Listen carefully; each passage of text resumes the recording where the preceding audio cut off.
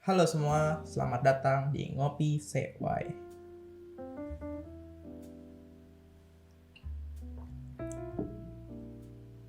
Belakangan ini, sepertinya dunia sedang tidak baik-baik saja. Perang pecah di mana-mana.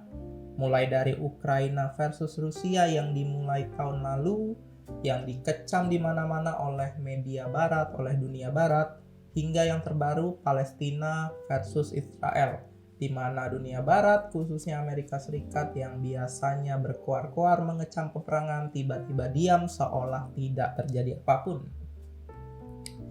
Namun kita tidak akan membahas perpolitikan internasional seperti itu.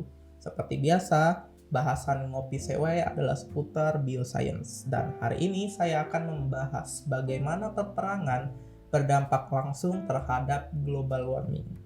Ya kan siapa tahu, meski kali ini Barat bungkam dengan isu kemanusiaan, barangkali Barat bisa melihatnya dengan pendekatan isu lingkungan. Karena mereka kan juga getol tentang isu lingkungan. Wong minyak kelapa sawit dilarang karena isu deforestasi, tambang nikel oke-oke aja kok. Asal jualnya bahan mentah. Biar apa? Biar untung, supaya bisa untuk modal perang lagi. Bercanda ya? Oke, kita tahu ketika ngomongin perang pasti tidak lepas dengan adanya pergerakan pasukan. Nah, ketika perang, umumnya yang menjadi sorotan utama adalah korban manusianya, korban pasukan. Tapi pernah nggak kalian kepikiran pergerakan pasukan berskala besar, entah dengan berjalan kaki, membawa senjata, ataupun dengan kendaraan berat, seringkali merusak areal pertanian, bahkan alam liar seperti hutan yang dilewatinya. Belum lagi dengan digunakannya senjata-senjata berat seperti artileri, roket, ranjau, mesin gun, apapun itu.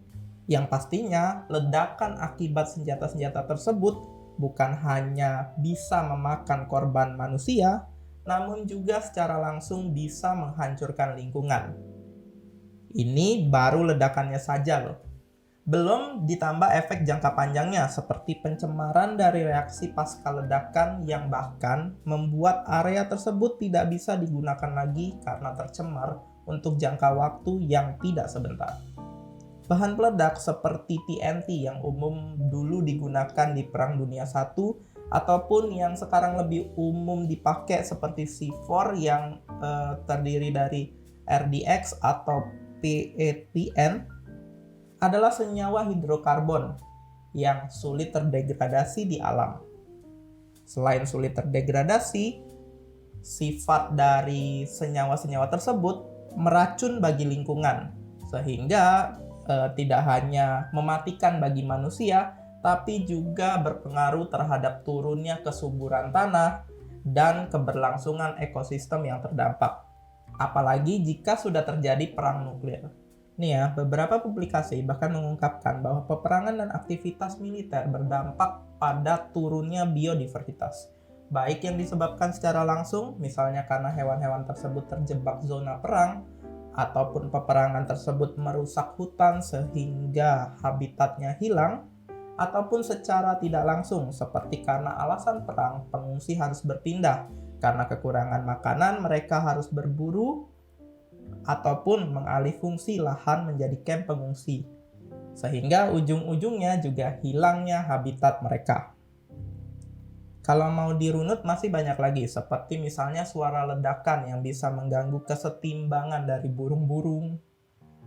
Lalu ada lagi senjata seperti ranjau yang ditinggal di lingkungan yang bisa meledak kapan saja, ataupun penggunaan senjata kimia yang merusak hutan seperti yang dilakukan pada saat Perang Vietnam, ataupun yang umum dilakukan yaitu banyaknya senjata yang dibuang ke laut setelah perang yang tentu saja akan merusak ekosistem terumbu karang dan laut.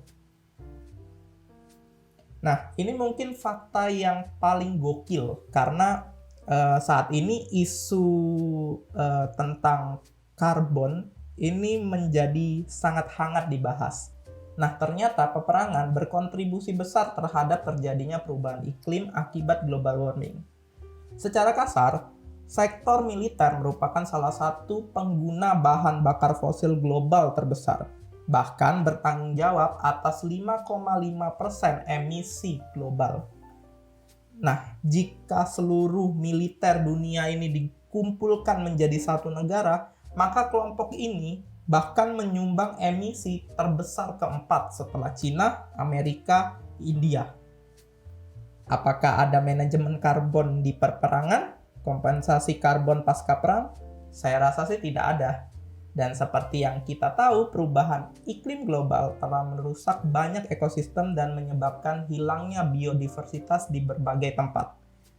Bahkan karena terjadinya kekeringan dan kelaparan akibat cuaca ekstrim yang disebabkan oleh perubahan iklim global, alasan ini cukup untuk memicu perang lainnya, sehingga sepertinya rantai perang ini menjadi tidak terputus. Ya, mungkin demikian dumelan saya soal peperangan dari sisi bioscience. Mungkin bisa menjadi inspirasi bagi dunia barat yang sekarang terkesan gengsi untuk mengecam perang dengan isu kemanusiaan. Bisa kok pakai pendekatan isu lingkungan seperti yang saya lakukan saat ini. Jadi, seperti biasa, jika ingin berdiskusi silakan langsung ke kolom komentar.